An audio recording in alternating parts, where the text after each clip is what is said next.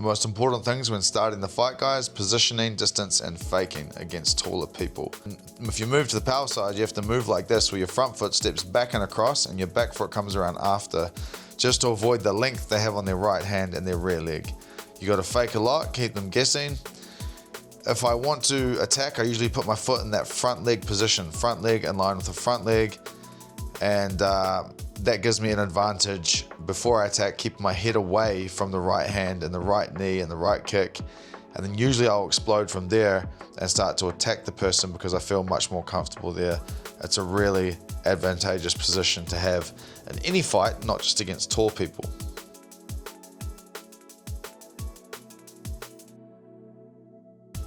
So here at full speed, you can see me fake, see me step to the left a bit. Now I'm going to try and line up my lead leg after the low kick, so I move back to the right. Now I feel comfortable doing like a heavier attack.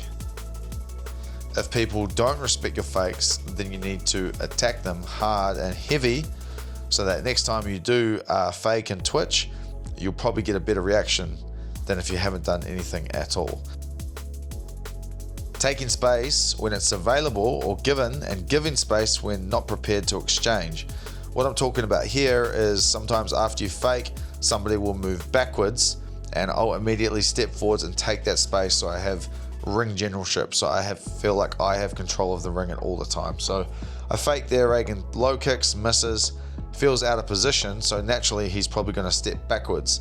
And I know this, so I just move across and move forwards. I moved across because then I put my foot back in that lead leg position where I always feel comfortable attacking from against taller people. I missed my low kick, and so the exact same thing happened.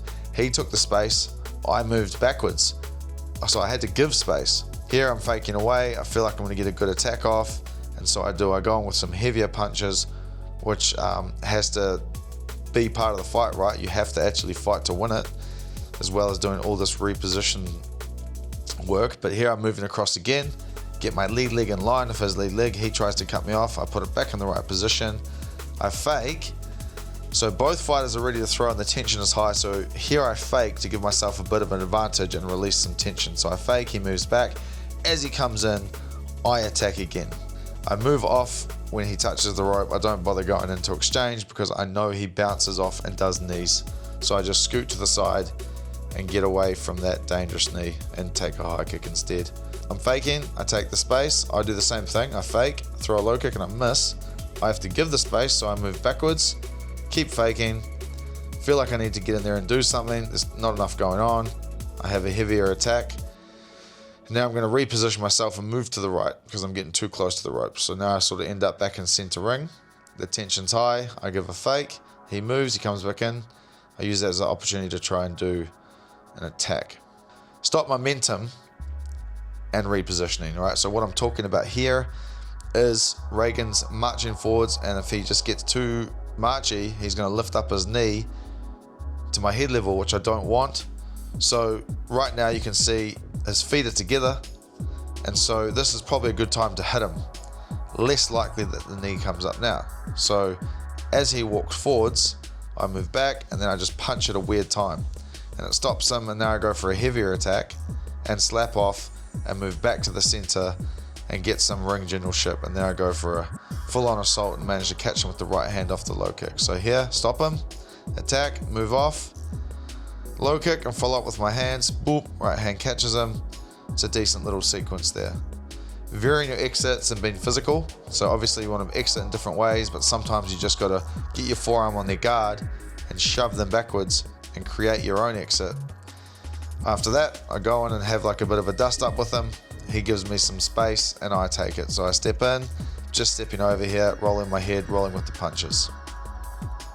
So having planned exits versus there's no exit and you've got to fight. So here I move in and attack, boop, move off to the side, planned exit. Now I'm stuck on the ropes, realize there's no exit. So didn't even know if I realized that. It was probably intuition. I had to fight. So I think if I did try to get off the ropes there, he was probably just going to cut me off and I was going to be stuck on the rope for a while. So I chose just to fight instead, counter the knee and get into him with some rolling hooks. So that was the exit there, was just having an exchange and then tying up. So I had a planned one on the initial engagement, bounced off. I thought he was going to bounce off the rope, so I do my pivot, and then I pivot, and he bounced off, and then I'm stuck on the rope, and so now it's time to fight. By the way, guys, if you're enjoying this video, I have a course on how to fight taller people. It's called the Ultimate Short Fighter's Guide, and so I go through a step-by-step systematic process on how to fight them. So I start with faking, distance covering, all the stuff I've spoken about in here, exits, what to do once you get on the inside, how to mitigate the outside and control the outside, and some favorable attacks that I've successfully used in my career that I really enjoy. And I also have Patreon, which has lessons in there from Bang Tao Muay Thai where I teach.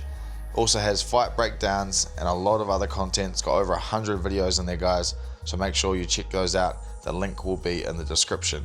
On to the next fight. Here we have another opponent which was taller than me, guys, just so you know that I'm not making this up. Faking and finding the distance and maintaining ring generalship at the start of the fight again. So my lead leg is in the position I want it to be in, which is in line with his lead leg. I start to test the waters with some heavier jabs, a low kick, I fake, do that step to the power side sometimes. Most of the time I'm keeping myself in a lead leg position. This fight's a little different, a little bit more static compared to the last opponent who marched forwards a lot. This guy gave me a lot more respect and a lot more space to work with. So it made it a little bit easier for me to pull off planned exits and have more time to think between my attacks and move around the opponent. He stayed static too long, so I buried my shots in. I just maintain a good high guard when I'm doing it and a fundamental guard. You can see I catch this hook here and manage to drop him with a shot behind the ear.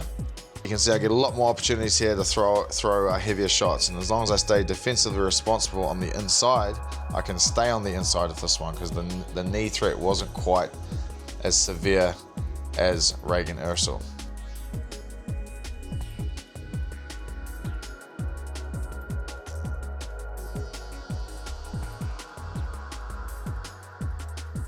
Here I'm just giving some space and walking away, trying to get him walking into a strike. So you can see me sort of matadoring him. This is the perfect time to attack when his feet are together. I just missed that beat and managed to hit him when he takes a small step. So the perfect time would be when his legs together, when his back foot comes to his front foot. I caught him just after that beat, but still managed to get a really effective attack off. This is one I really like, guys. It's quite often I'll slip inside, outside, slip the rear hand, slip the lead hand, and then I just stay there and let the person sort of fall into me. This is just a really old school boxing technique. Here is just spending time in an uncomfortable position on the rope. I don't feel too bad here. I go for a heavy attack, boom, and then just pop off to the side, have a planned exit there, read his momentum. I'm moving to the left, and then I just come back to the right and manage to get off the ring.